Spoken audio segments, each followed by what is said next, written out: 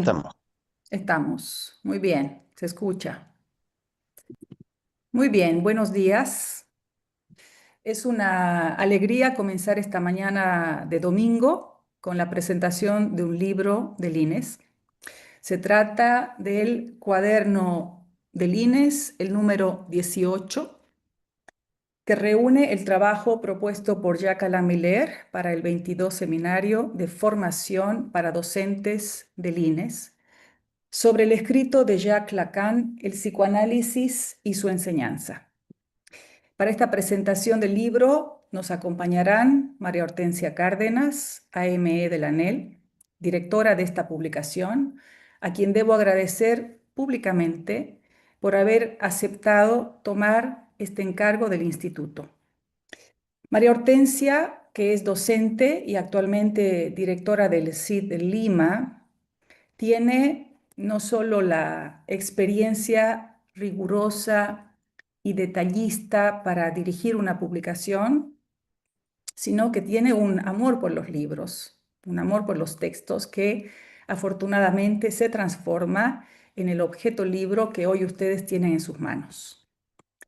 También está con nosotros Paul Mata, psicoanalista venezolano, docente del CID Caracas, colega de la escuela y el instituto, que participó en el 22 Seminario de Lines en el marco de la lógica de la cura, con un caso de su práctica.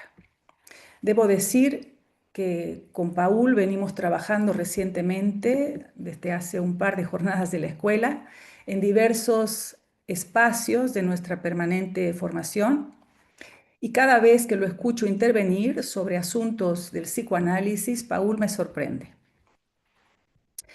Y por supuesto, hoy está con nosotros un colega a quien respeto y aprecio por los efectos de la transferencia de trabajo que su enunciación causa al psicoanálisis de orientación lacaniana. Además, hace ya varios años, como lo recordamos en el argumento del libro. Él así lo recuerda y está en la primera página. Van como 16 años que no venía Leonardo Balines.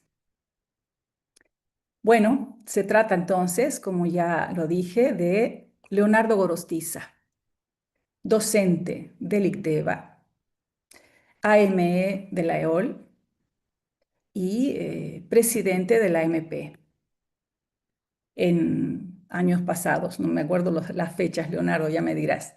Leonardo también ha sido AE, analista de la escuela, y como ustedes podrán apreciar en las páginas de este libro, Leonardo entró a este 22 seminario del INES, como dice Cantarella, en persona personalmente. Además, les comento que lo hizo cantando el estribillo de un tango. No voy a anticipar la presentación del libro que mis colegas María Hortensia y Paul harán junto a Leonardo, pero les digo que la maratón de trabajo sostenida por todos y cada uno de los que están presentes en este 22 seminario de Lines sobre un escrito, debo decir que denso y difícil de Lacan, como es el psicoanálisis y su enseñanza, se hizo, devino hoy liviano y esclarecedor. Gracias a estas páginas que traen textos sorpresas. Uno es la autorización para esta publicación que nos dio el mismo Jacques Alain Miller. Y otro texto es el de nuestra próxima docente invitada para el próximo seminario del INES, Neus Carbonell. Bien, eh, vamos a abrir ahora la presentación que desde ya celebro y voy a pasar la palabra a María Hortensia Cárdenas. Ahí está. Muchas gracias, Raquel. El texto El psicoanálisis y su enseñanza fue propuesto por Jacqueline Miller, como acaba de decir Raquel. Tengo un gusto especial por este cuaderno de líneas número 18, que recoge el trabajo realizado en el 22 Seminario de Formación para Docentes del INES, que se realizó en Bogotá el 30 de octubre del 2024. No solo porque Leonardo Rostiza fue el docente invitado, con quien tenemos una muy importante transferencia, sino también porque participé en el seminario con un texto sobre la perspectiva del concepto que me metió de lleno en el tema.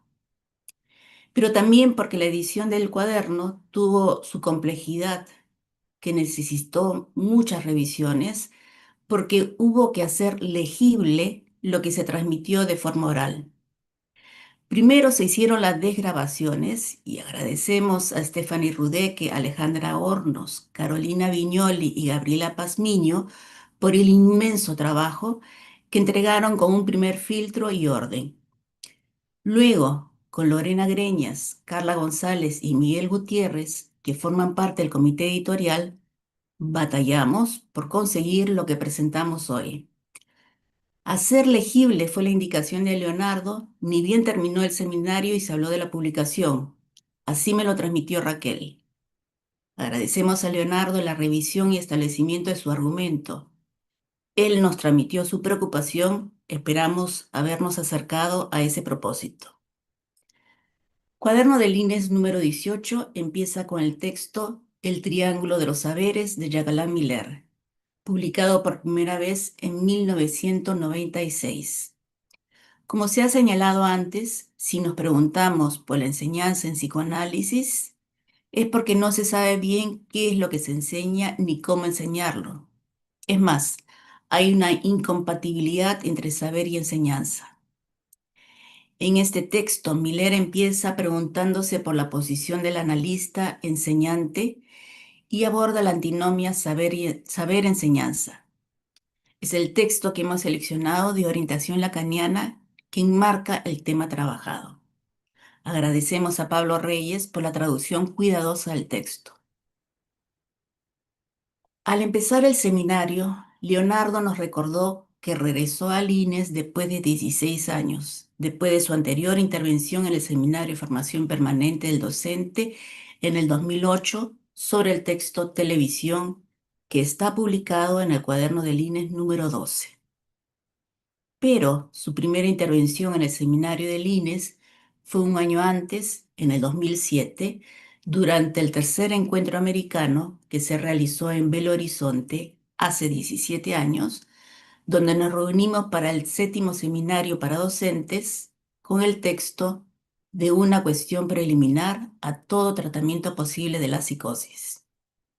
Leonardo se encargó de todo el trabajo sobre este texto extraordinario. Sin embargo, ese seminario no ha sido publicado. Es el único que no hay. Aunque parezca increíble, ese es el agujero que tenemos en la publicación de los cuadernos. Se perdió la grabación del seminario. Fue un gran tropiezo que produjo una discontinuidad y dejó un resto que no pudo ser atrapado. Hasta el día de hoy persiste la pregunta de por qué en la serie de los cuadernos hay un salto del cuaderno número 4 al cuaderno número 9. No vamos a entrar en los detalles, pero dejó esa marca agujereada que rompió un orden, trabó la continuidad e impidió que la serie continúe. Así se mantuvo detenida la publicación de los posteriores seminarios por varios años, hasta que se asumió que no todo es recuperable y que había que romper con lo imposible.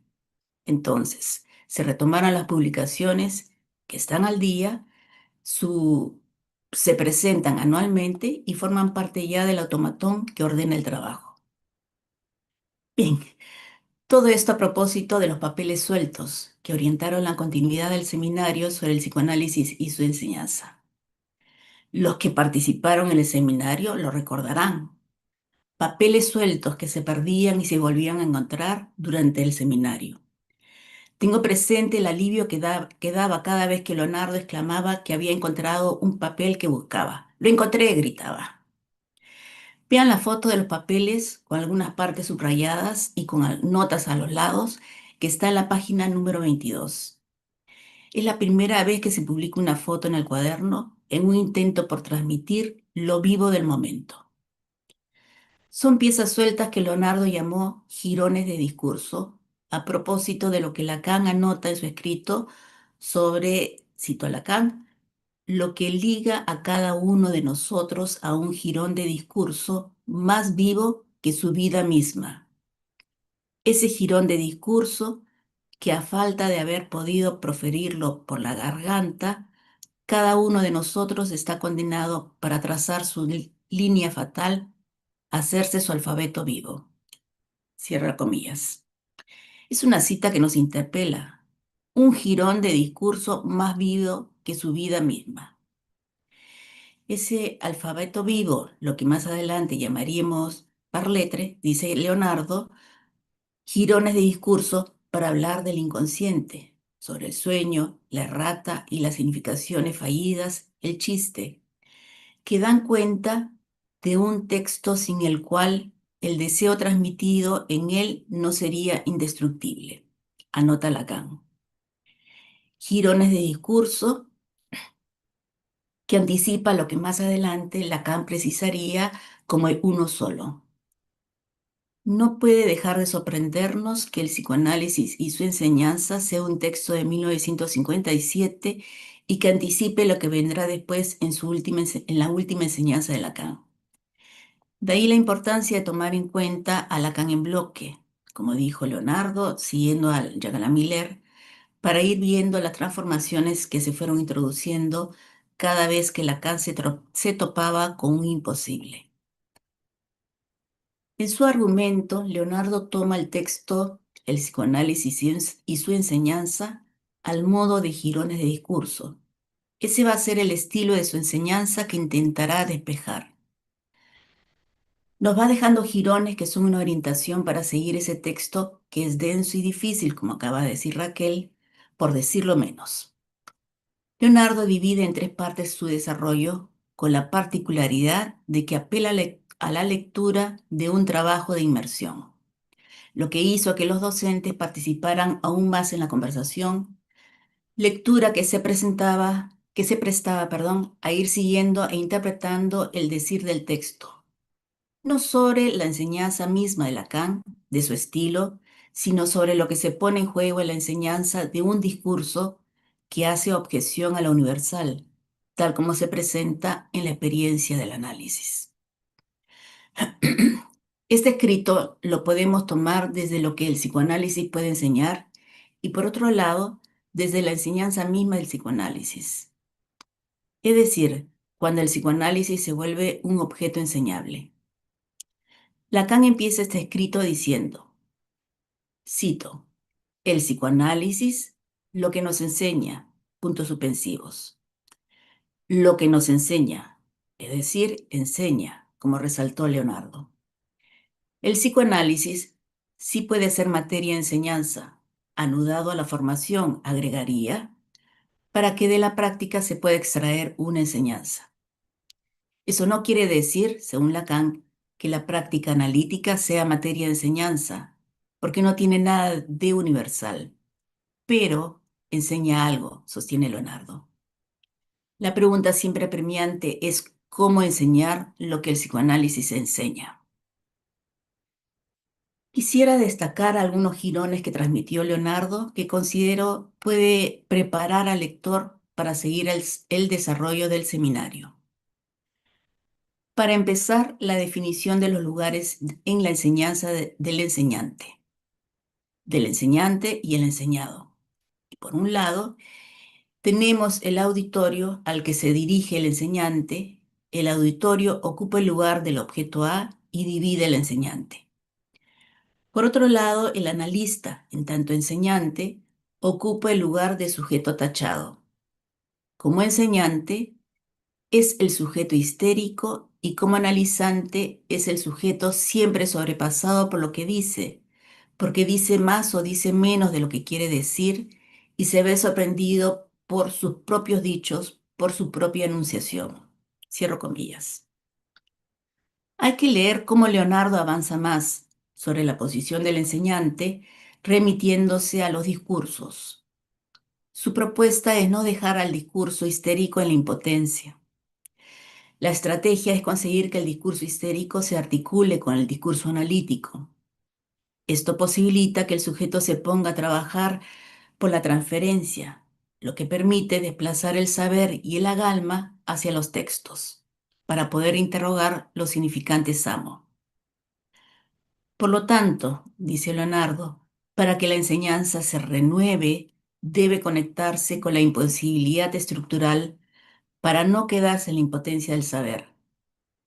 Es decir, en la enseñanza siempre nos topamos con ese agujero estructural que nos divide y que buscamos cernir para transmitir justamente lo que se nos escapa. Entonces, Leonardo propuso suponerle un saber al escrito, el psicoanálisis y su enseñanza, y darle un carácter agalmático para ver qué podíamos extraer de allí.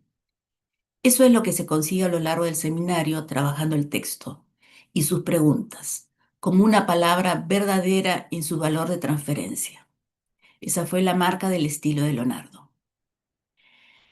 Pero antes de entrar de lleno en el texto, Leonardo nos propone constituirnos como sindicato de los insatisfechos de Lacan, para así ahorrarnos la inquietud de no entender y quedarnos tranquilos si perdemos lo que habíamos entendido. Es lo que generalmente pasa. Uno cree entender, queda muy satisfecho y al poco tiempo eso desaparece. Esto lleva a una exigencia de lectura, que es lo que intentamos hacer en este seminario de formación, porque siempre queda un resto que no conseguimos comprender y quedamos insatisfechos, abrazados al sindicato. Ahora, unas piezas sueltas, siempre con el ánimo de propiciar la lectura sobre los docentes del INES que participaron en el seminario. La disciplina del comentario, el texto de Susana Dicker, es sobre la pantomima histérica en los homenajes dirigidos a la otra, su identificación imaginaria con el hombre y la pregunta por su ser de mujer. El texto de Jessica Jara sobre la estrategia obsesiva para responder a los enigmas sobre la sexualidad y la muerte, para concluir que todas las hazañas de los obsesivos no hacen un acto. Y el de María Cristina Giraldo sobre la resistencia del analista del análisis al analista y al dispositivo mismo cuando se encuentra con el sinsentido de Mane Tessel Fares. La lógica de la cura, el hilo de lo trabajado en la disciplina del comentario, se presenta casos sobre histeria y obsesión a cargo de Marta Carolina Forero y Paul Mata, donde se pone a discusión cómo los practicantes fueron enseñados. No entro en detalles sobre los casos, hay que leerlos, tomar en cuenta la construcción y su lógica para extraer una enseñanza. En la perspectiva del concepto, solo voy a mencionar los títulos de los textos para suscitarles el interés. En el orden en que fueron presentados, el primero es el mío, con el título Enseñanza e Inconsciente. Luego el de María Auxiliadora Rodríguez, Enseñanza, dos puntos, estilo y acto. Y por último, Stephanie Rudeke, cuyo título es De ballenas, enseñanza y estilo. Modo de conclusión, contamos con las enseñanzas del Pase de Neus Carbonell, con su texto Un cuerpo extraño, a quien agradecemos su generosidad al preparar este texto para el cuaderno. Es un adelanto a su enseñanza, ya que es la docente invitada para el próximo seminario del INES, que se llevará a cabo en noviembre en Santiago de Chile. El instituto es partener de la escuela, en tanto tiene la misma orientación cada vez que busca dar cuenta de lo real en juego. La pregunta ¿por qué? Sobre qué es un analista acompaña a la pregunta por qué es un docente del instituto. La publicación de este seminario es una enseñanza. Gracias. Muchas gracias, María Hortensia. Vamos a dar la palabra, por favor, ahora a Paul Mata. Sí, me escuchan bien, ¿cierto? Sí. Bueno, comienzo a leer lo que escribí para el día de hoy. Primero, agradecer al directorio del INES por la invitación a participar en esta presentación del cuaderno del INES 18. Esta invitación ha representado para mí la oportunidad de formalizar los efectos del seminario de formación de docentes del instituto. Inmediatamente armé una serie de 3 acontecimientos. En primer lugar, el primer Congreso de Miembros, celebrado en Lima en el año 2023, sobre la temática Régimen de Saber, sus impases en la ANEL. Esto, por supuesto, en el marco de la escuela. En esa ocasión me invitaron a participar en una de las mesas, tomando como relieve para la discusión el siguiente aspecto: de maestros y sabios. ¿Qué lugar para la ignorancia en la escuela? En segundo lugar, de esta serie de 3, las conversaciones del INES, que versaron sobre la pregunta ¿qué enseña un docente del instituto? Y en tercer lugar, el seminario del INES como tal, que se celebró en Bogotá. Quisiera extraer un párrafo del argumento del primer Congreso de Miembros, que me parece puede contribuir a esta conversación. Cito: deslizar de sabios a maestros nos deja en el plano de un régimen de saber conocido, el universitario. En el concepto de escuela, Miller plantea que, para Lacan, la universidad participa del malestar en la cultura y es una de sus formas evidentes.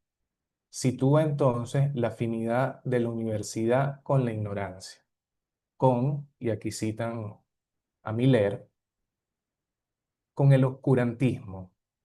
Es un régimen construido sobre cierta continuidad tradicional que no acepta fácilmente una innovación. Era el reino del Magister Dicit. Se nos puede decir que para los lacanianos se trata del reino del Lacan Dicit, o también del Freud Dicit. Se cree que esos maestros tendrían el conjunto del saber. A su vez, en contra de esto, en contra del régimen universitario, los analistas pueden decir que hay algo muerto, algo seco en la transmisión universitaria del saber. Lo que surge en torno a la elección de la palabra escuela por parte de Lacan es la cuestión de por qué situar el saber en el centro del grupo analítico. Esta es una cita de Miller, que está en el argumento del primer Congreso de Miembros. Es el texto del concepto de escuela, que se encuentra en el nacimiento del campo freudiano. Esta interrogación que plantea Miller, siguiendo a Lacan, por supuesto, en torno a por qué situar el saber en el centro del grupo analítico, requiere una exigencia de lectura. Acá retomo algunos de los planteamientos expuestos en el seminario del INES, que, como bien saben, giró en torno al trabajo de elaboración del escrito de Lacan, el psicoanálisis y su enseñanza. Leonardo, en el argumento, formuló un desplazamiento con respecto a la pregunta ¿qué enseña un docente del instituto?, resaltando a su vez el cómo se enseña y quién enseña. Me gustaría retomar estos dos elementos, porque, en primer lugar, la interrogación por el cómo enseña un docente nos remite a los modos o maneras en las cuales se transmite el psicoanálisis y su vigencia. En este sentido, retomaré, como decía, algunas ideas planteadas en el seminario. Leonardo señalaba en aquel entonces que el título, el psicoanálisis y su enseñanza, tiene cierta equivocidad, debido a que se puede referir, por un lado, a lo que el psicoanálisis puede enseñar y por el otro es la enseñanza del psicoanálisis. Y retomando una cita de Lacan, se plantea que, abro cita, el discurso analítico no enseña nada. ¿Por qué? Porque no tiene nada de universal. Cierro cita. ¿Qué podemos extraer entonces como enseñanza de esta paradoja? Como nos plantea, y esto lo relaciono con el texto de María Cristina Giraldo, que se llama Hacer legible la letra de goce, que se encuentra, por supuesto, en la publicación, ella plantea una pregunta. ¿De qué manera han sabido sostener los analistas la transferencia al psicoanálisis que no es sin la relación con el saber? De nuevo, encontramos el saber en el centro del grupo analítico. Por un buen tiempo me he sentido concernido por la pregunta de cómo hacer efectiva la transmisión del psicoanálisis de orientación lacaniana sin hacer del discurso analítico algo solemne, cerrado sobre sí mismo. Recuerdo en este punto una idea que desarrolla Miller en su texto Todos lacanianos, que también se encuentra en el nacimiento del campo freudiano. Afirma lo siguiente. En Estrasburgo, en la clausura de un vasto congreso con intervenciones muy sólidas, Lacan habló para decir estas palabras que conmovieron a su auditorio. Estoy colmado. Lo fastidioso es que esto me ha perturbado en cuanto a la utilidad que hago. No es la primera vez que me formulo esta observación. La falta me falta. Cuando la falta le falta a alguien, no se siente bien. Eso lo decía Lacan. Miller continúa planteando, estoy colmado, es decir, el agujero que soy se tapa, la montaña de mi enseñanza se nivela, el intersticio se cierra. El todos lacanianos es precisamente lo que colma la laguna que Lacan ha cavado. Me pregunto entonces, ¿qué descompleta el todos lacanianos? Entonces, en segundo lugar, tenemos la pregunta ¿por quién enseña? Domenico Cosenza, en una de las conversaciones del INES, señalaba que no hay el docente tipo, que me parece que se relaciona con alguna de las ideas planteadas en el seminario de formación por los diferentes colegas. Bueno, en tanto que en la enseñanza, esto ya lo ha planteado María Hortensia en su intervención, el analista debe ocupar el lugar del analizante y no del analista. Esto implica que lo que se hace presente en la transmisión del psicoanálisis, nos decía Leonardo, es la enunciación de cada enseñante, con la concomitante implicación del cuerpo. Asimismo, se pudiera decir que nos encontramos con el cuerpo de los textos, los seminarios, los escritos de Lacan. En esta línea, Leonardo plantea otro deslizamiento, que se desplace el saber y el agalma hacia los textos y no retenerlos sobre sí, es decir, sobre la persona del enseñante. Se me ocurre resumirlo de esta manera. Allí donde no hay el ser del docente, así como no hay el analista, hay el enseñante en posición de analizante. Eso o ese que no pretende escamotear el agujero que se es con la identificación al maestro. Lacan, al final de su texto El psicoanálisis y su enseñanza, establece que, abro la cita, todo retorno a Freud que dé materia a una enseñanza digna de ese nombre se producirá únicamente por la vía por la que la verdad más escondida se manifiesta en las revoluciones de la cultura. Esta vía es la única formación que podemos pretender transmitir a aquellos que nos siguen. Se llama un estilo. La noción de estilo nos puso al trabajo en el seminario de docentes. Tenemos, por ejemplo, el texto de Marusiladora Rodríguez que se denomina Enseñanza, Estilo y Acto, en el cual plantea que hay un acto en el paso de ser un didacta a convertirse en alguien que pueda enseñar. Esa es la cita de su texto. Y que a propósito del estilo, este se encontraría más allá del semblante y que no responde a una infatuación del yo.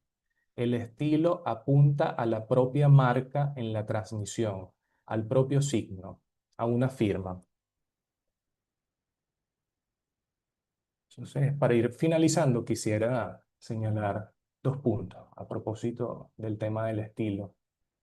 Eh, lo primero estaría relacionado justamente con el tema del estilo, lo que me lleva a pensar la relación entre el estilo y el santón, a propósito del signo y la firma. ¿Se puede hablar efectivamente de estilo sintomático? Me planteó la pregunta y es una pregunta que además surgió recientemente en un cártel en el cual estoy con Raquel, un cártel que se denomina Lecturas Clínicas de la Política Lacaniana. Y el segundo punto que deseo extraer de las conversaciones que se celebraron en el marco del seminario tiene relación con el concepto de matema. Mario Hortensia, en su intervención Enseñanza e Inconsciente, dice que en la enseñanza se encuentra el matema, que es demostrativa y para todos. Y Leonardo retoma Lacan en el Atolondradicho, texto en el que plantea lo siguiente, Lacan plantea lo siguiente, que de lo enseñable hizo matema. Nos topamos entonces con una segunda paradoja. ¿Cómo hacer matema de lo no enseñable? Propongo retomar esta pregunta de Leonardo, que me recuerda a lo que asegura Miller en Teoría de la Lengua, a saber que la doctrina de la lengua es inseparable del matema y que si no hubiera matema del psicoanálisis, entonces el psicoanálisis sería una experiencia inefable. Bueno, lo dejaría hasta allí.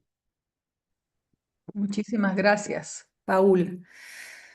Bien, Leonardo, seguimos entonces con los jirones del discurso.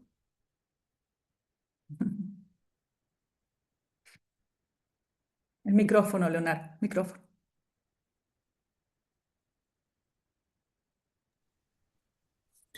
Bien, primera cuestión, qué gusto es escucharlos, a María Hortensia y a Paul, eh, recordando, reconstruyendo esta experiencia que tuvimos en Bogotá de manera muy, muy, muy precisa y legible, que era una de las preocupaciones, que lo que allí habíamos compartido, realizado en conjunto, pudiera transmitirse vía el escrito. Parece que así es. Yo lo leí y creo que se consiguió eso.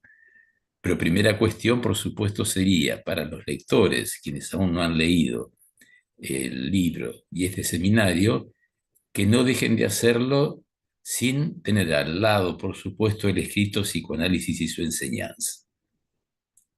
Punto central que me parece que hace también a nuestra elaboración en el campo freudiano y en el ámbito de la MP y en los institutos particularmente. Muchas veces las esclarecedoras indicaciones en los cursos de Jacques Alain Miller pueden llevar, y creo que él debe percibirlo esto, lo ha dicho una vez, a un efecto indeseado, que es que se lee más, digamos, la elaboración de Jacques Alain sobre los escritos y seminarios de Lacan que la fuente misma de Lacan y de Freud. Miller no deja de insistir sobre ese punto y da siempre las indicaciones precisas, las referencias precisas a dónde reconducirse. Así que creo que esta decisión de que en este recomenzar, como he dicho varias veces también en el seminario de investigación para docentes del INES, tiene que tener esa virtud, volver a las referencias precisas de Lacan y de Freud y no desatenderlas sin trabajarlas en la complejidad que tiene. ¿Cuántas cosas hay? A ver, primero respondo a Raquel, algo formal. Presidente de la MP entre 2010 y 2014. Gracias. Ya son 11 años que dejé esa función institucional. Segunda cuestión, que se articula con algo que mencionaba Paul, o Paul. Paul es, ¿no? Es Paul, ¿no? O Paul. Paul. Paul. Bueno, Paul es algo que se podría agregar en el texto de Miller, el hermoso texto de esa intervención hace años, que se llama el Triángulo de los Saberes. Voy a lo siguiente, porque es algo que yo mencioné precisamente en el seminario. En la página 19, él dice al pasar, recuerdan, o quienes no lo leyeron lo van a ver, que lo pone el doxema al matema. Y el doxema es una forma de mencionar lo que sería la unidad de la doxa, de la ortodoxa, esa referencia que Lacan toma tantas veces a lo largo de su enseñanza, Seminario 2, el acto analítico, L'Etourdi y seguramente en algún otro lugar más, que es el diálogo platónico El Menón, y donde se plantea la cuestión de si la virtud, la arete, que vincula Lacan con la interpretación, además, es algo que se puede enseñar, que se puede transmitir o no. Y lo pone al episteme, que sería el saber acumulado que sí se puede transmitir. Así que cuando habla de doxema hay que referirse a esa dimensión. Y habría una oposición entre la doxa, la ortodoxa, no la ortodoxia, la ortodoxa, que es la opinión verdadera, frente al matema. El matema estaría del lado del episteme y la ortodoxa estaría del lado de lo no enseñable, no transmisible en tanto tal, para todos. Sin embargo, hay un momento en esta página 19 que Miller dice lo siguiente. Es el punto al que apuntamos cuando escribimos ese del otro tachado. Está hecho justamente para dar su lugar a la doxa y para recordarnos en nuestra práctica todo lo que no podemos calcular. Pero menciona también que hay algo que podría transmitirse vía la enseñanza. Es precisamente en L'Etourdi, esto lo recordaba Paul. En la página 507 de los otros escritos, la última versión de la traducción de L'Etourdi, todo lo ha dicho, Lacan dice lo siguiente: lo no enseñable lo hice matema al asegurarlo de la ficción de la opinión verdadera. Entonces surge la paradoja, está diciendo que hace matema, algo transmisible para todos, demostrable, como mencionabas, recordando lo que dijo María Hortensia, pero sin embargo es de la opinión verdadera, de algo que sea eminentemente singular, del kairos, del momento, no universal. Y por supuesto agrega ficción escrita con X, es decir, ficción que se fija, por decir así, ya que remite a la fijación freudiana. Esto, elaborado, a mi entender, quiere decir que Lacan plantea con esto que de lo no enseñable hice matema, eso es significante del otro tachado. Ese es el modo, por decir así, donde se pueden llegar a articular paradojalmente la enseñanza del matema, que originalmente apuntaría al para todos, al universal, de lo singular de la práctica y de cada caso clínico. Lo dejo planteado, yo no creo que no lo desarrollamos mucho esto en el seminario, pero creo que es una referencia crucial, insisto, por las veces que Lacan retoma el Menón de Platón.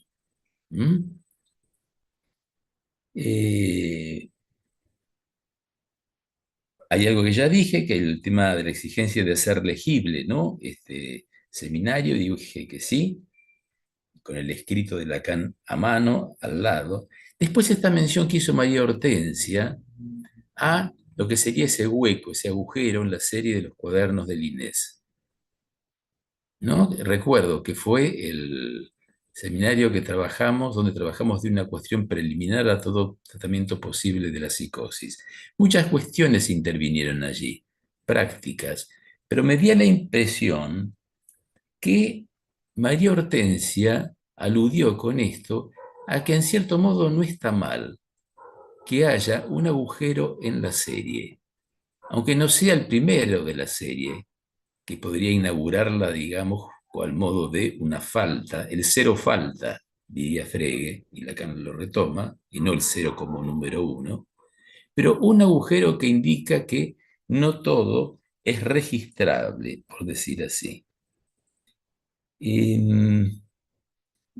Me gusta esta alusión que hizo María Hortensia porque creo que estamos en una época de la cual no escapamos nosotros también, a un empuje a eliminar el intervalo que constituye el agujero, la yancia, o, como voy a intentar retomar en la noche para las jornadas del Leol, la dimensión de la causa en su dimensión absolutamente real, como lo trabaja en el Seminario 11 en Lacan, donde dice que la causa es sin ley. Lo dice con todas las letras, es decir, sin ley de determinación significante.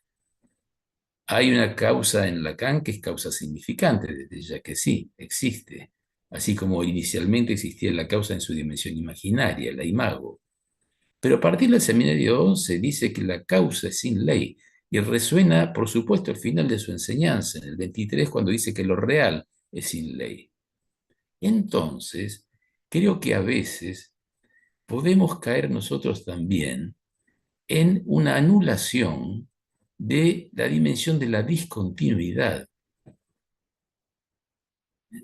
Lo dejo planteado como una inquietud, si ustedes quieren. A veces siento que estamos como arrastrados en un movimiento donde el intervalo no tiene lugar, donde hay una actividad tras otra, ¿no? Y hasta podríamos preguntarnos acerca de las publicaciones, ya que estamos hablando de una publicación. Porque tenemos además las publicaciones virtuales y la publicación de la publicación. A mi entender, hay algo donde deberíamos estar advertidos precisamente de cómo preservar en nuestras actividades y en nuestras publicaciones, de algún modo, siempre la dimensión de la falta. Así que me parece que, y del vacío, que la alusión que hizo María Hortensia, que puede ser una interpretación, ¿se acuerdan la virtud alusiva de la interpretación de la dirección de la cura? Que habría que recordar. Si hay alusión es porque hay algo que no puede ser tomado totalmente. Es por la alusión que se indica allí, en la dirección de la cura, la incompatibilidad entre el deseo y la palabra, punto central en la enseñanza de Lacan. Creo que esto es algo a mi entender que habría que recordarlo. La otra cuestión es lo que destacó María Hortensia, sí, que ocurrió durante el seminario, que finalmente en esa foto que pude armar y que salió publicada, con todos los papeles que había llevado y que se me entremezclaban, mencionaba María Hortensia el momento de júbilo, cuando podía encontrar, aquí está la paginita, digamos, ¿no? Que eran las fotocopias, ¿no? Que se articuló y que le pusimos como subtítulo esa foto, papeles sueltos, coma, jirones de discurso, que María Hortensia, bien, bien, ahí Raquel lo está mostrando. Jirones de discurso, que es un término maravilloso que está en el psicoanálisis y su enseñanza, y que puede ser algo así como un antecedente, ¿no? De lo que va a ser después. Miller lo llamó piezas sueltas, en otro momento. El ultimísimo Lacan, ¿no? Esto, y esto es lo que me gusta, yo no lo había preparado. Creo que dije que en aquel momento que, y está escrito, que más bien por la vertiente de mi síntoma, mi santóm, hubiera querido presentarles una suerte de seminario donde todos los elementos calzaran unos con otros. Y creo que finalmente esto que ocurrió así, por la contingencia, permitió que eso no ocurriera. Si eso hubiera ocurrido, siguiendo lo que decía Paul después, hubiera sido más bien deslizarme a la dimensión del ser del docente, creo que así lo mencionabas, ¿no? Que finalmente lo que transmite es un saber muerto. Así que creo que esa contingencia felizmente ocurrió. Y tal vez sería la otra vertiente de lo que fue el nombre de mi santón, que era el calzador sin medida, porque por lo tanto no puede calzar todo. Hay algo allí que se escapa. Pero reitero, eso yo no lo había pensado con antelación, se produjo en el encuentro con ustedes. Pura contingencia y por lo tanto introducción de lo nuevo. María Hortensia hacía hincapié también en eso. ¿Cómo debemos estar siempre atentos? Y esta es una fórmula de Jacques Alain de hace años, cuando presentó lectura del Seminario 5 de Lacan, que fue publicado por el ICBA, en los cuadernos, no en los cuadernos, en la colección del ICBA, decía, se trata de abordar el ángulo de lo nuevo, hacer ese esfuerzo siempre. ¿Cómo tomar un texto, un escrito aparentemente transitado tantas veces desde un ángulo que sea novedoso? Les confieso nuevamente, de algún modo ya lo dije, que girones de discurso, cuando revisé el escrito de Lacan, me encantó, pero adquirió una fuerza en el acto mismo del trabajo en conjunto que tuvimos durante el seminario. La otra cuestión que sí, que es importante y que está dicho, ¿no? En el texto, que quienes no lo leyeron podrán hacerlo luego, es que además de lo que destacó María Hortensia, que la frase es lo que liga a cada uno de nosotros más que la vida misma. Es esa la fórmula de Girones de discurso en ese escrito de Lacan tan temprano. Y habla del alfabeto vivo, que parecía ser una suerte de antelación de la noción de parletre. Pero creo que yo hice hincapié a un riesgo que también hay que tener presente, que es no pensar que ya está ahí lo que Lacan después desarrolló. Recuerdan que hice mención a una fórmula que está de nuestros antecedentes y que él llama algo así como mis alumnos suelen creer que lo que yo dije luego ya estaba allí desde antes. Y dice, no es suficiente que no les haya cerrado el camino a lo que después me llevó la enseñanza. Y por eso a mí me gusta hablar de los caminos abiertos de Jacques Lacan, y no los caminos abiertos por Jacques Lacan. Por supuesto nos abrió muchos caminos, sino los caminos abiertos que Jacques Lacan mismo dejó en su enseñanza, en la medida en que siempre preservó un lugar para lo imposible, para lo que no se sabe.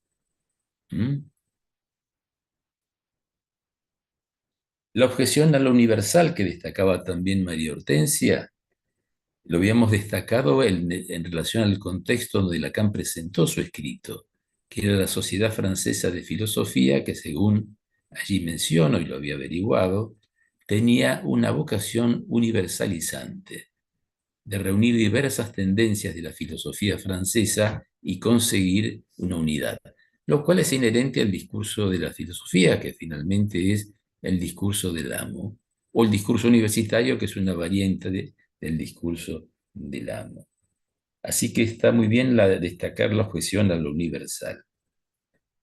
Y también mencionaba a María Hortensia esa convocatoria que les hice a constituirnos durante la actividad como un sindicato de los insatisfechos de Lacan. Quiero subrayar y destacar, eso está en el escrito, en la transcripción del seminario, que esta es una frase de Jacques Miller lanzada un poco así, digamos, sobre la marcha, contingentemente, en un coloquio seminario que se hizo en Buenos Aires sobre el síntoma almatema. Que él decía que, ¿qué es la satisfacción? Comprender. Cuando uno comprende, siente satisfacción. Pero que con Lacan esa satisfacción es fugaz, desaparece, porque volvemos a encontrarnos con el obstáculo, yo diría con lo que no anda, con lo sintomático que son los escritos de Lacan. Y él allí habló del sindicato de los insatisfechos de Lacan, que quería formar con Juan Quindart en aquel momento, que había hablado sobre eso, y nos invitaba a todos a formar parte de ese sindicato, que no es sino, nuevamente, responder a que nuestra enseñanza, el saber, como decía Paul, que está en el centro, digamos, de nuestro trabajo a nivel del instituto, no deja de estar sino siempre apoyado, y no hay que olvidar eso, en el significante del otro tachado, es decir, lo que no se sabe. Hace poquito me habían invitado, porque soy asesor junto con Luis Tudanca, de la COL, la colección de orientación lacaniana, a decir algunas palabras sobre la COL, sobre el origen de la COL, que apareció prácticamente con la fundación del LEOL en el año 92.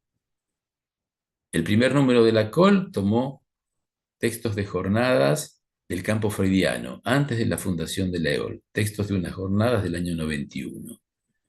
Pero el segundo número de la COL tomó los trabajos y la intervención de Miller en las primeras jornadas ya de la EOL. La EOL se fundó el 3 de enero del 92 y en noviembre se hicieron esas jornadas. Y el título elegido por Jacques Alain, muchos de ustedes deben recordarlo, o por lo menos los que tienen más años, se tituló a esas jornadas Lo que no se sabe: oscuridades, fracasos e impases en la clínica y en la práctica psicoanalítica. Y dijo que ese título no se iba a usar nuevamente en las próximas jornadas que vendrían, pero sin embargo implícitamente tenía que estar presente como trasfondo y como fundamento de cada una de las jornadas. Lo que no se sabe, y lo que no se sabe es precisamente el agujero en el saber, es lo que anotamos siguiendo Lacan, el significante del otro tachado. ¿Me estoy extendiendo demasiado? ¿Vamos bien? Vamos bien. Y María Hortensia, Paul, Joaquín, Marta, Carolina, si desean también sumarse. Yo querría solamente, a ver, y ya que con esto concluyo, volver a leer algo que está en el seminario, que lo leímos allí, a propósito de los insatisfechos, el sindicato de los insatisfechos de Lacan, Página, vamos a ver. 47, página 47. Comienza en la parte de abajo de la página 46, ¿no? Ujú. Siguiendo a la mención de los insatisfechos de Lacan, y yo decía ahí, hay además una frase que se vincula con esto. Y ahora sí vamos a los escritos.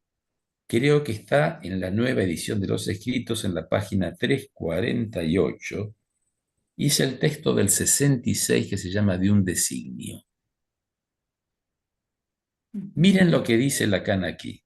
Y acá decía yo, voy despacito porque no lo tienen, porque habían traído psicoanálisis y su enseñanza, y no es fácil de seguir. Y esto dice Lacan allí en De un designio. De un designio es un propósito. Es el propósito de su enseñanza. Y dice así, Lacan, porque dejarse conducir así por la letra de Freud hasta el relámpago que ella necesita, sin darle cita de antemano. Y acá decía, es lo que decía Nabokov, que fue una referencia que tomamos, es decir, sin comprendiendo con antelación, sin darle cita de antemano.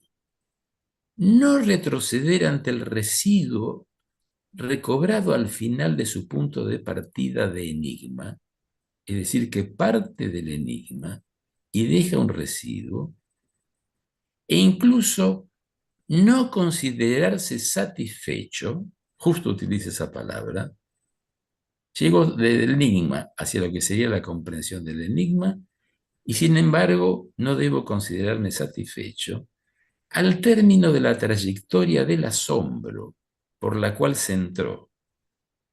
En esto consiste la garantía cuando pretendíamos autorizarnos en un comentario literal de Freud. Y esta sería la exigencia de lectura, es decir, parto de un enigma que me plantea el texto, llego hasta el final donde aparentemente obtendría la satisfacción de haberlo entendido, y sin embargo queda un residuo que es un enigma para proseguir y recomenzar la lectura. ¿Mm? Y lo último, a ver, de lo que dijo Paul, ¿hay algo que ya mencione? Diría que el saber en el centro del grupo analítico, ya lo dije, es el significante del otro tachado para que no falte la falta. Porque si falta la falta, nos angustiamos y se aplasta absolutamente todo, ¿no? Esta referencia que traías de Lacan en Estrasburgo. Más aún, hay otra cuestión que no creo que si la mencionamos en el seminario, que es algo que sorprende mucho. Hubo en los años 70 y pico unas jornadas de la SF, no, perdón, de la Escuela Freudiana de París entonces, que se llamó sobre la transmisión del psicoanálisis. Y Lacan concluye, le pidieron unas palabras de clausura de esas jornadas, y justo en esas jornadas que se llamaron la transmisión del psicoanálisis, el tipo dijo, no hay transmisión del psicoanálisis. Y no hay transmisión del psicoanálisis si lo pensamos del lado de la enseñanza. Dice, esto resulta de algún modo bastante incomodante, algo así dice, pero ¿qué hace? Obliga a cada uno a reinventar el psicoanálisis cada vez. Y allí creo que llegamos, y aquí concluyo, con lo que introducía hacia el final, eso que habíamos dicho que era como el punto de capitón del escrito que trabajamos, ¿no? La cuestión del estilo. Estilo que no es el estilo de Lacan, sino, en todo caso, un estilo de cómo embrollarse y desembrollarse con el agujero en el saber. Y que habíamos puesto precisamente, y lo mencionamos, que tal vez ese punto es lo que Lacan resumió en ese aforismo tan remanido: hagan como yo, no me imiten. Hagan como yo, no me imiten, que no me imito a mí mismo, sería. ¿Mm? Y sí, creo que el estilo podemos leerlo en relación al objeto A, al plus de gozar, y o al santom. En el seminario recordábamos en la obertura de los escritos que Lacan hace dos menciones al estilo. Primero, en relación al inconsciente, esto lo había trabajado María Hortensia en esa oportunidad, que sería como, siguiendo a Buffon, el estilo es lo que le retorna a uno en forma invertida porque es al hombre al cual nos dirigimos. Pero que al final de la obertura, él dice que el estilo es el objeto A. Y hay que pensar que el objeto A para Lacan es, y Miller lo toma esto en una intervención en el 91 en España, en Madrid, que se llama Modalidades del Rechazo. Si ustedes van al final de ese texto, estamos trabajando para las jornadas de Leol, que son consentir o rechazar el sí y el no, digamos. Él dice al final de esa intervención que el objeto A es algo así como el goce imposible de negativizar. Fíjense, allí ya menciona el objeto A, no en estatuto de semblante, sino como plus de gozar, como lo imposible de negativizar, y que sería lo que da el estilo. Después, Lacan va a decir que el goce opaco del síntoma, que llamamos Santom, es lo imposible de negativizar. Así que, de acuerdo con lo que dice Paul, el estilo es el goce imposible de negativizar de cada uno, ya se lea como objeto A o como Santom. Bueno, conversemos, que ya me extendí bastante. Me entusiasmé de nuevo. Gracias, gracias Leonardo. Efectivamente, es grata la sorpresa de cómo la presentación de un libro nos Sí. hace estar insatisfechos, porque además en tu intervención has traído referencias bibliográficas, citas que particularmente tomé nota. Tengo aquí también estos papeles un poco dispersos, porque la presentación de este libro está causando, por lo menos en mí, enigmas para recomenzar. Eh, Ujú. Así que bueno, continuemos, no sumemos ni sigamos, recomencemos. Hemos- Eso. Sí. María Hortensia, Paul, Joaquín, Marta Sí, Carolina.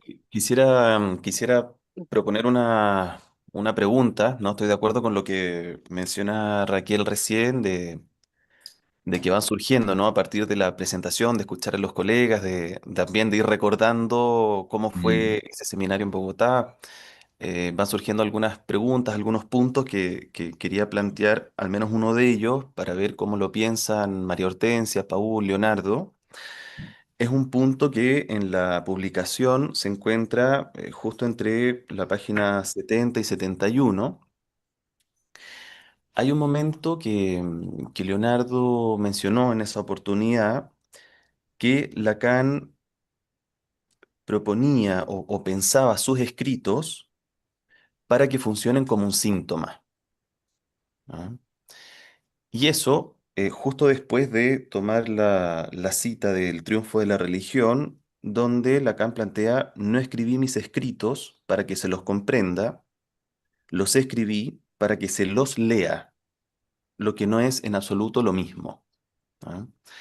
Poquito después, ¿no? de trabajar esa cita, es que aparece esta idea de tomar los escritos como un síntoma. Entonces quería proponer este punto para ver cómo lo piensan, cómo lo leen, ¿no? Que, que se pudiera ampliar un poquito sobre este asunto.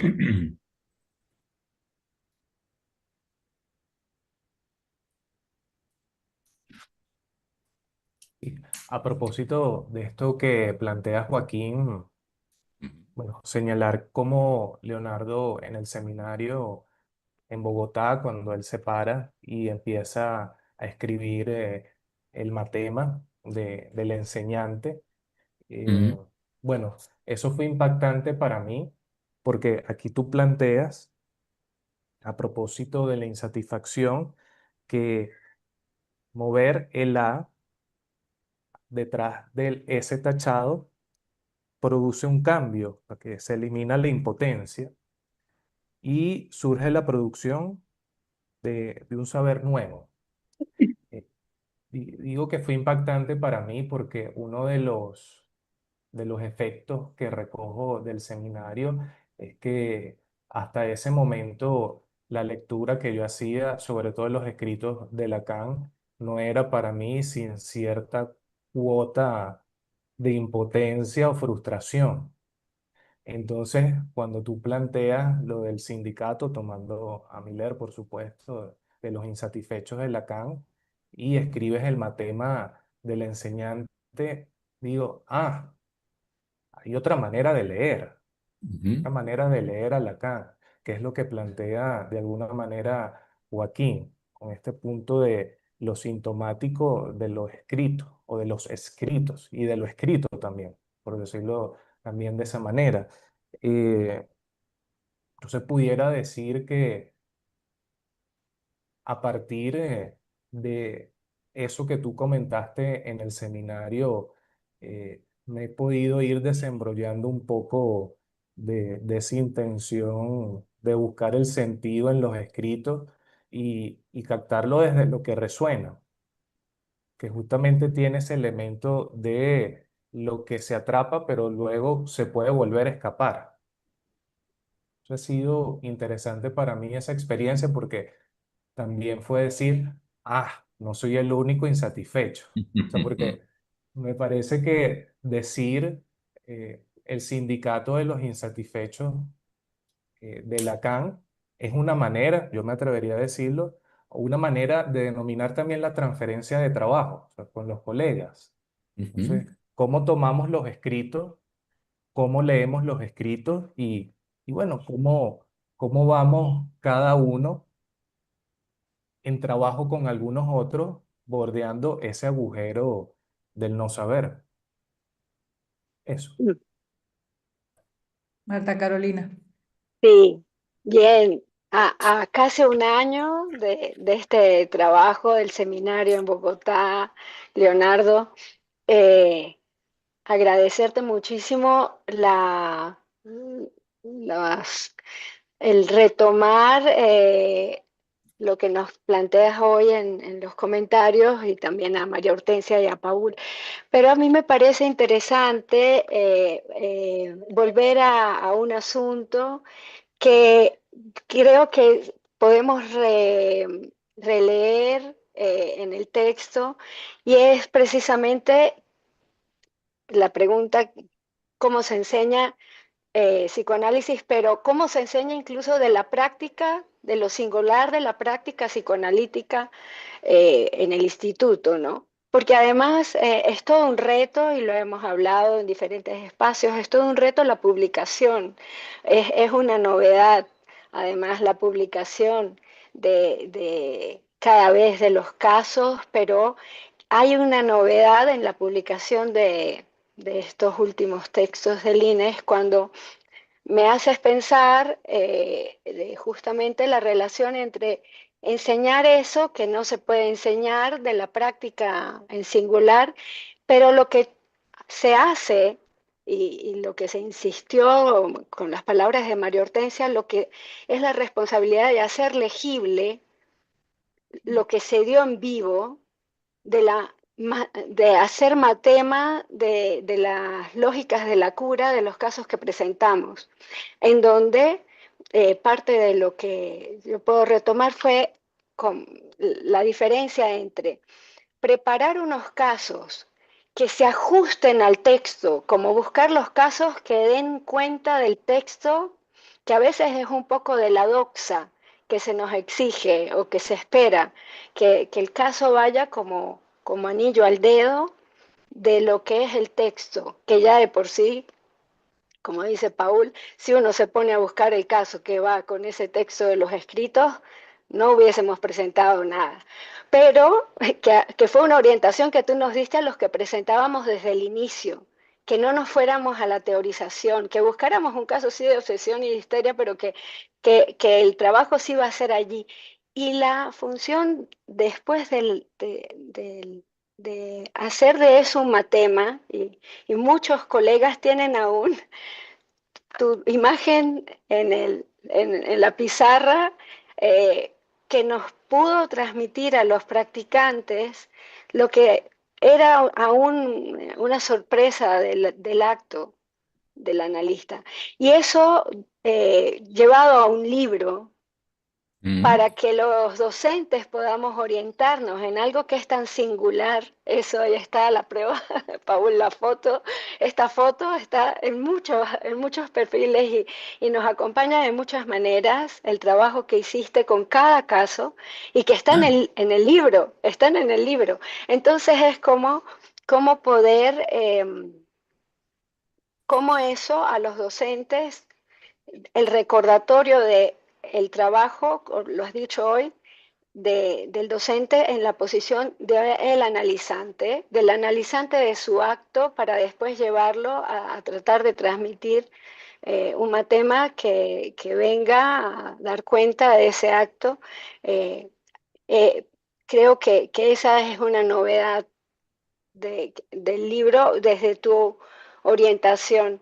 Pero de todas maneras me queda una pregunta, que es en nuestra época, donde digamos que uno de los malestares de la época es como eso íntimo llevado a lo público se vuelve universal enseguida y es además un tema que lleva a otras consecuencias, inclusive legales. ¿Cómo hacer que la transmisión de la práctica analítica no entre en esa, digamos, en ese empuje de la época de, del para todos, por una parte, pero también de esta, porque lo decíamos también en la dificultad ahora de publicar clínica, eh, cómo lidiar con esta cuestión entre lo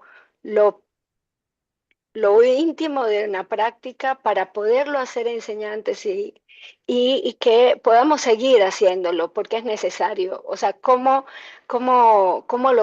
pensar en eso de las publicaciones sobre la práctica hoy? Me parece que es algo que es un reto que se tiene en el instituto, que nos tomamos muy seriamente, pero que es como una de las cuestiones que de ahora en adelante nos reta, eso.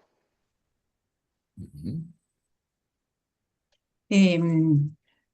Siguiendo la pregunta de Joaquín, pero también siguiendo el hilo de lo que ha planteado la misma Marta Carolina, porque estoy de acuerdo cómo poder pensar lo enseñable de los casos clínicos, que no es esta manera de matema ni esa manera de confirmar una cura, que sería lo que más o menos se espera siempre del trabajo terapéutico, ¿no?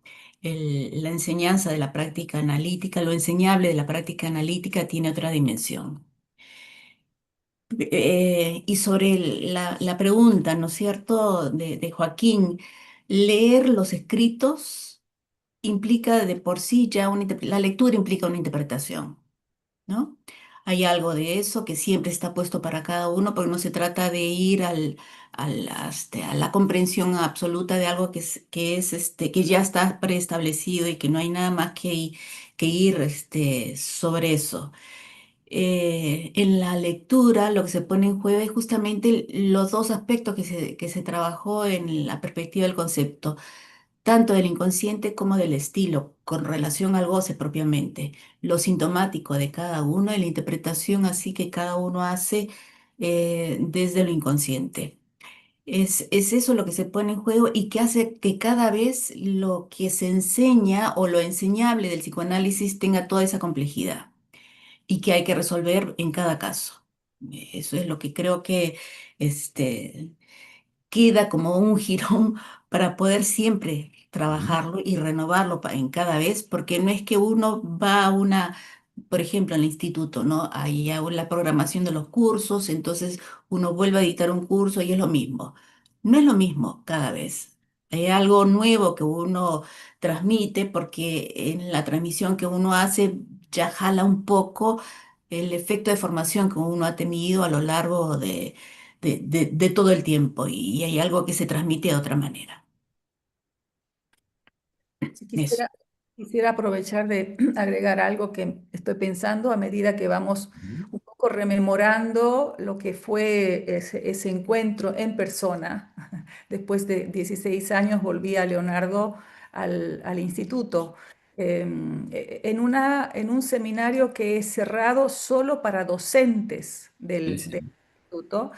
Y esto tiene también algo agalmático con colegas de la escuela que no son docentes del instituto y desearían participar.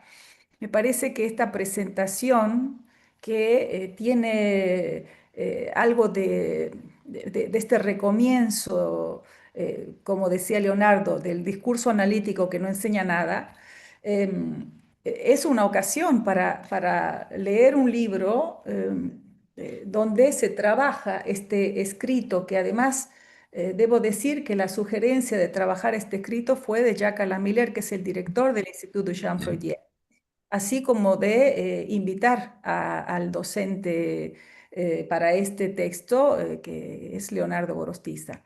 Entonces, quería introducir en esta discontinuidad, cortando un poco las elaboraciones de los textos para bueno, recordar que este libro es el producto de un seminario cerrado solo para docentes, pero que ahora estará disponible por los efectos y las resonancias que se están dando en este momento.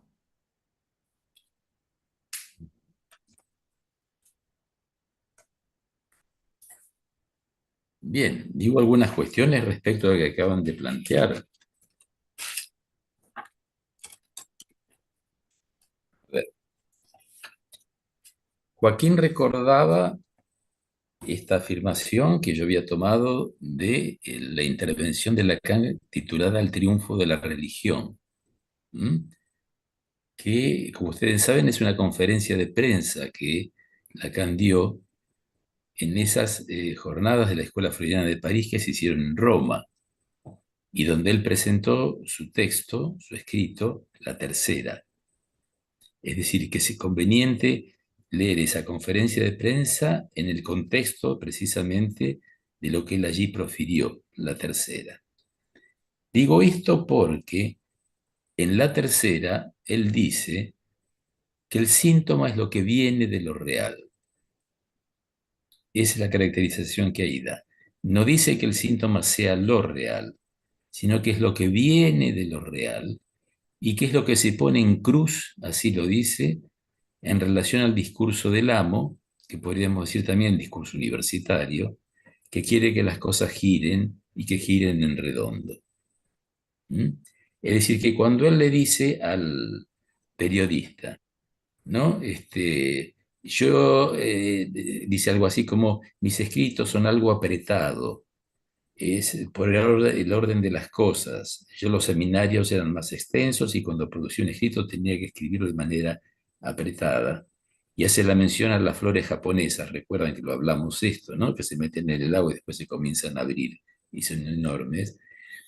Pero dice finalmente que buscaba hacerlos así, apretados como cerrados. Inmediatamente después hacer mención al síntoma. Esa es más o menos la secuencia. Quiero decir con esto que los escritos de Lacan tienen ese valor de poder ser algo que viene de lo real, lo cual no es algo tan asombroso en un sentido, porque cuando él compara, creo que está también en el seminario, digamos, sus escritos con las escrituras de los místicos, dicen, es lo mejor que hay para leer, dicen, no son palabra ni verborrea, los escritos de los místicos, son lo mejor que hay para leer y anoten a pie de página, así lo dice él, ¿no? Los escritos de Jacques Lacan porque son del mismo orden, los del mismo registro. La única manera de entender eso es que tanto los místicos, aún haciendo existir al gran otro, Lacan a la inversa, se confrontan con lo indecible, con lo imposible de decir. Es decir, que en el trasfondo de cada escrito de Lacan, el fundamento, volvemos a lo que decíamos antes, está la dimensión de lo indecible. Por lo tanto, es cierto que, esto lo decía creo que María Hortensia, que es precisamente los escritos siempre hacemos una interpretación de los escritos.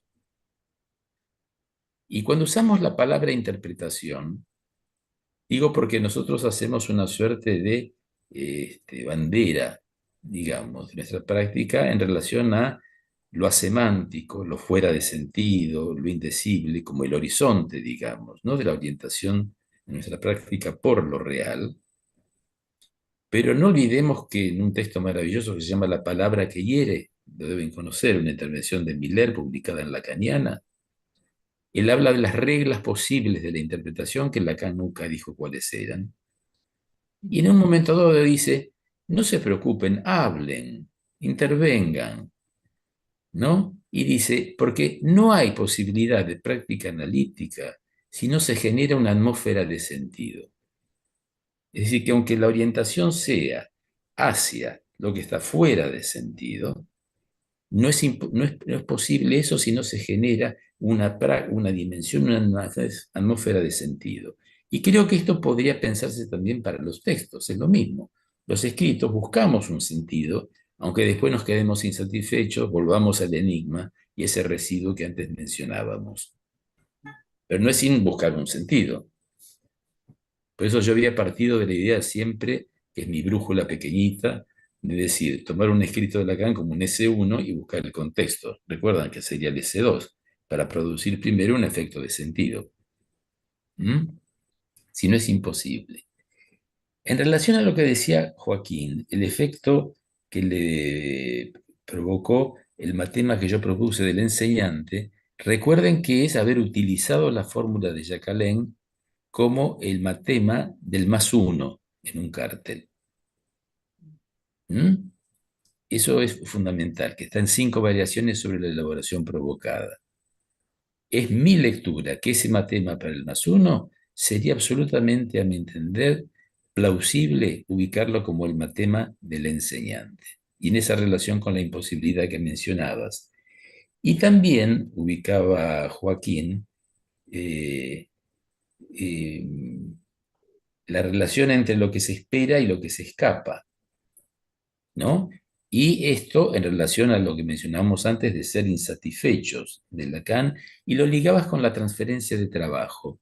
Y me parece muy bien porque si no hubiera siempre transferencia, es decir, si hubiera lo que llamaban los postfreudianos y la ego psychology, la liquidación de la transferencia, no la liquidación del sujeto supuesto saber, sino liquidación de la transferencia, habría eliminación de la transferencia. Y en Freud, y Lacan siguiendo a Freud, hay transferencia ineliminable, aunque variable y mutable, porque hay un objeto que está absolutamente perdido en la estructura y que jamás se va a poder recuperar. Por eso Freud habla de transferencia por primera vez en la interpretación de los sueños, es decir, transferencia libidinal de una representación a otra, porque la que sería la verdadera o la buena representación, esa está ausente. Y siempre hay transferencia y hay falsas conexiones. La transferencia de trabajo se funda en eso. Se pasa del trabajo de transferencia, del análisis, a un nuevo tipo de transferencia porque hay también lo mismo. Un agujero como el agujero que ubicó María Hortensia en la serie de los cuadernos de Lines. Hay un agujero y por eso hay transferencia de trabajo y por eso hay esta insatisfacción que creo que en el seminario alguien llamó y me gustó mucho, una insatisfacción fecunda. Respecto a lo que planteaba Carolina,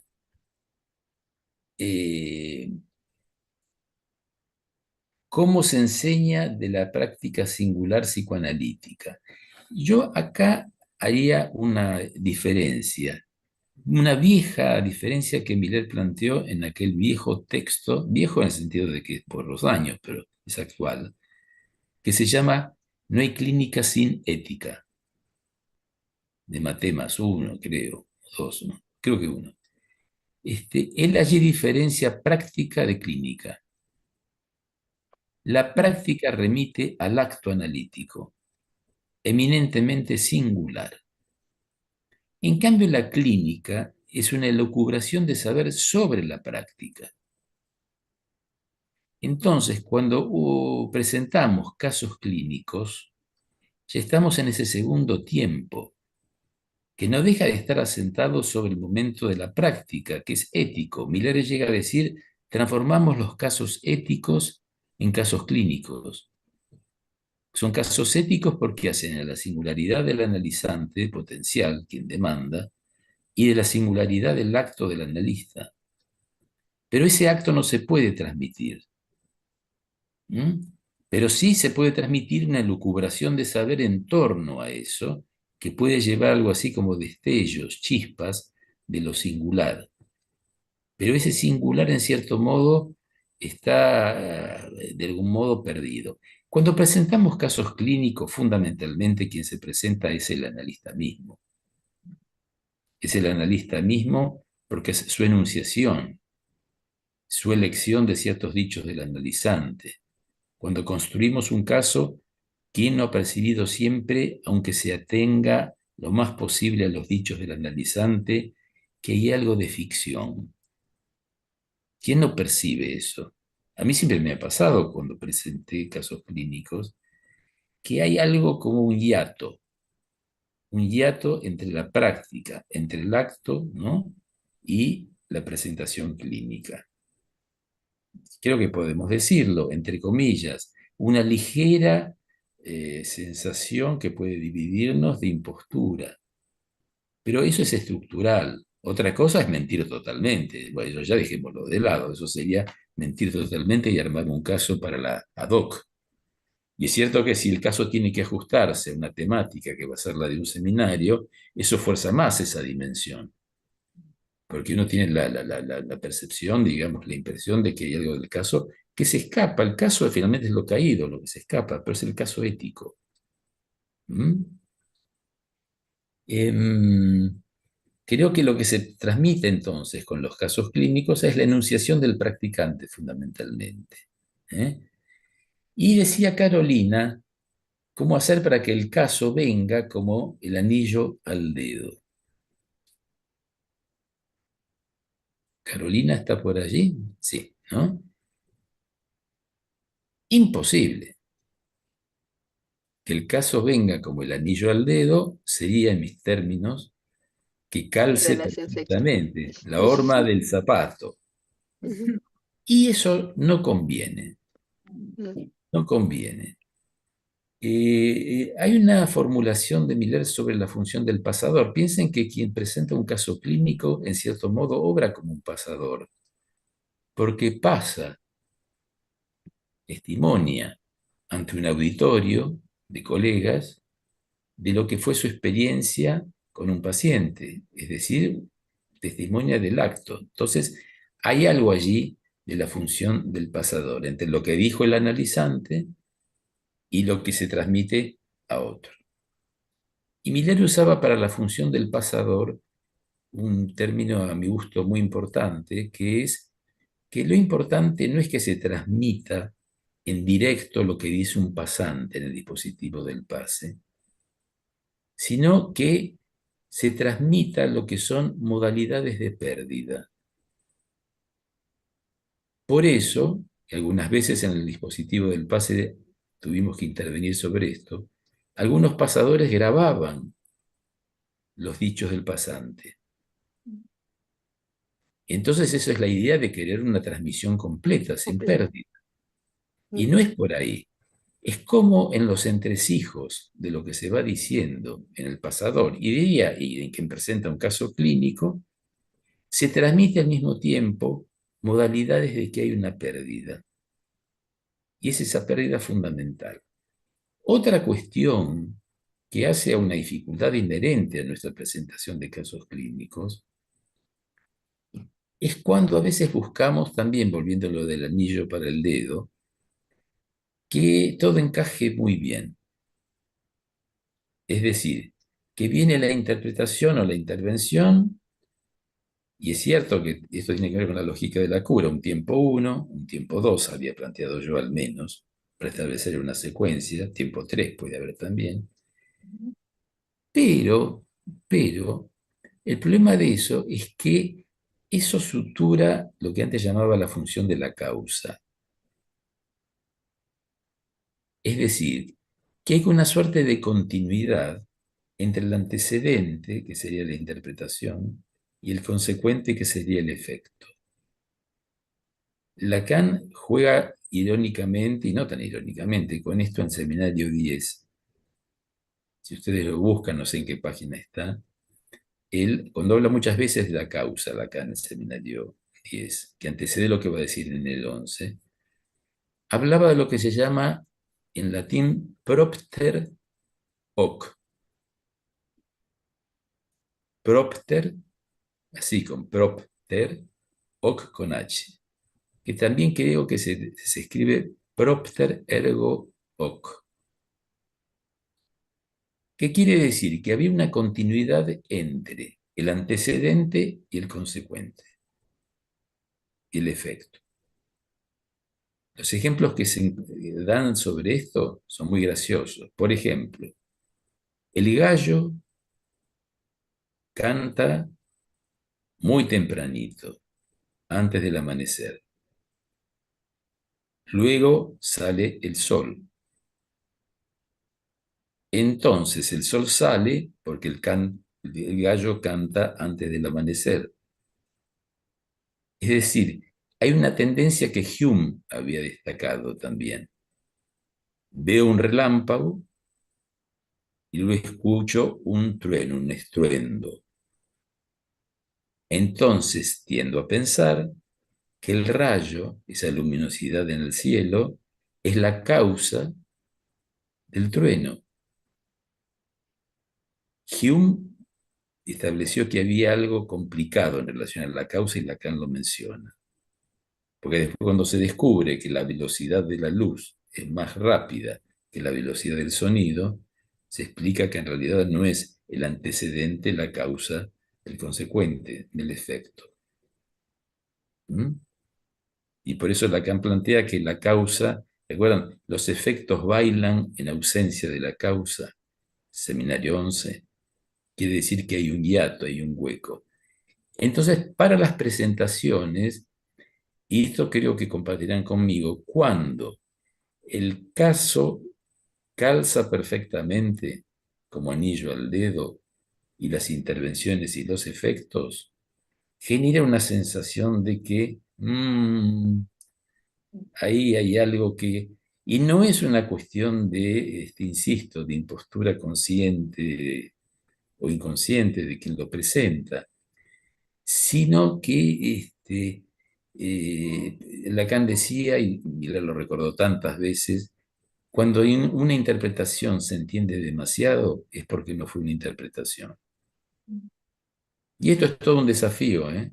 No diría que está la cosa resuelta, porque también hay movimientos, intervenciones, interpretaciones que producen sus efectos. La cuestión a lo mejor es cómo transmitirlo de una manera que se preserve el punto de agujero que hay entre una cosa y la otra. Y una última cuestión, dos cuestiones, creo que, no sé si lo dijo María Hortensia o Carolina, ¿no? El discurso analítico no enseña nada. Mm, sí. Yo no diría ahí, no me acuerdo cómo lo trabajamos en el seminario, tenemos que ver el texto. El discurso analítico enseña, porque el psicoanálisis enseña.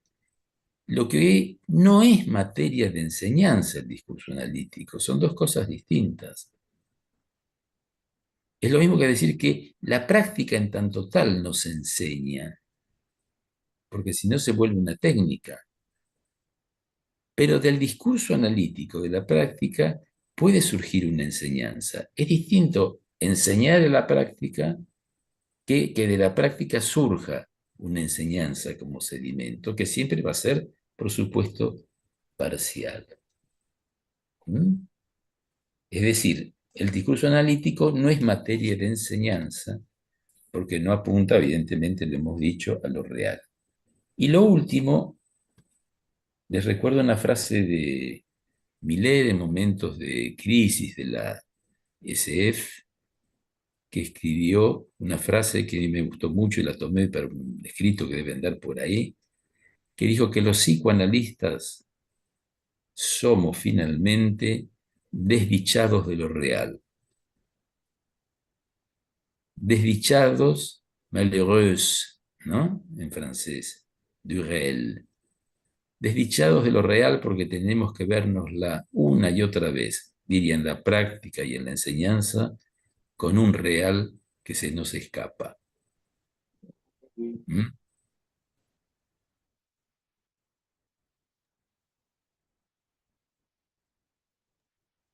Así que podríamos agregar al sindicato de los insatisfechos el Desdichado. sindicato de los desdichados de lo real. Muy bien, Bien, bien, fabuloso. muy bien, formidable, muchas gracias. Bueno, Bien, bueno, podríamos quedarnos más tiempo em, con este lujo de invitados, con todo lo que ha surgido hoy, ujú, pero bueno, tenemos el libro para seguir trabajando. Gracias, gracias Leonardo, Paul, María Hortensia. Voy a dar la palabra a Joaquín Carrasco para que haga el cierre formal de esta actividad. muy bien. Bien, muchas gracias, Raquel. Bueno, en primer lugar, en nombre del directorio del INES y del Consejo del INES, quisiéramos agradecer a María Hortensia, a Paul, a Leonardo, por esta interesante conversación esta mañana de domingo. Ujú, Eh, Tal como decía recién Raquel, van quedando puntos para seguir conversando, para seguir trabajando, lo cual me parece que es un buen efecto de una ujú, conversación, ¿no? A propósito de todo lo que hemos venido hablando, ¿no? Me parece que es interesante que queden justamente algunos puntos abiertos para seguir estudiando, seguir conversando, ¿no? Y sobre todo ir, ¿no? al libro que hemos presentado hoy día en busca también de seguir algunas de las pistas que han ido apareciendo, ¿no?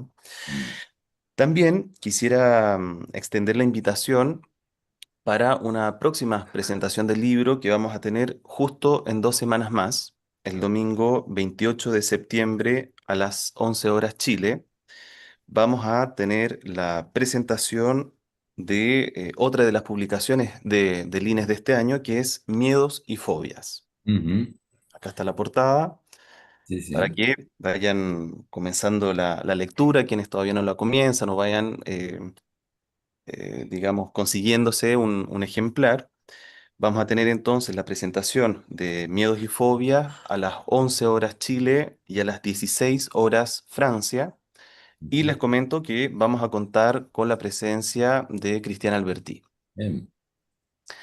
Muchísimas gracias, que tengan un lindo domingo y ahora le pido a Lili, que nos está apoyando, que les vamos a compartir un pequeño video. Muy bien. Muchas gracias. Gracias.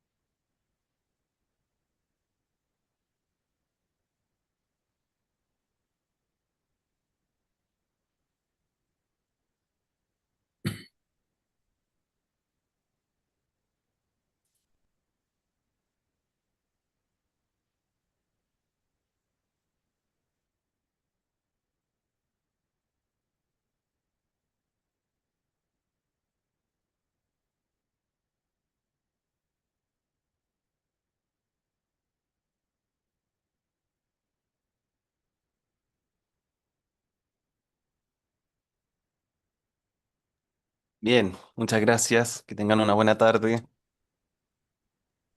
Gracias, gracias. Muchas, Gracias, Gracias. muchas gracias. Muchas Gracias, gracias. Rosario, María. gracias, Ah, Gracias. gracias a todos. Un abrazo. Gracias. La Chao. próxima. Hasta la Hasta próxima. la Chao. próxima. Que no sea Chao. tan larga, ¿ah? La Sí. Bueno, próxima. 16 años ya va a ser complicado. Espero que no, no tanto. Chao.